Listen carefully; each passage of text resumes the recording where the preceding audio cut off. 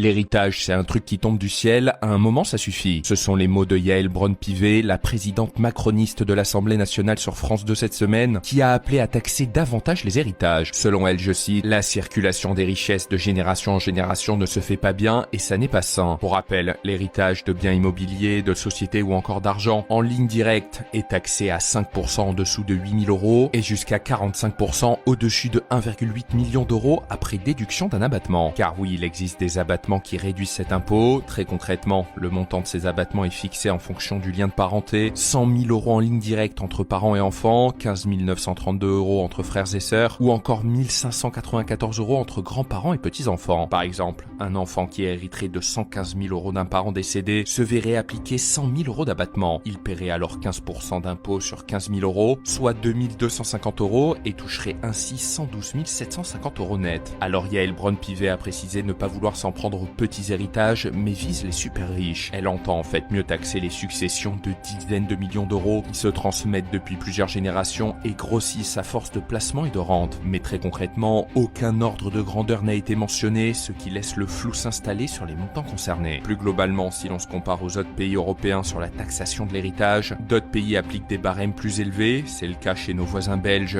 qui atteint un taux de 80%, ou encore dans certaines régions d'Espagne où ce taux culmine à 88%. A contrario, des pays comme l'Autriche, l'Estonie, Malte, la Norvège ou encore la Suède ont aboli les droits de succession. Et je suis curieux de savoir, dites-moi en commentaire si vous êtes pour une pression fiscale plus importante sur les héritages ou non.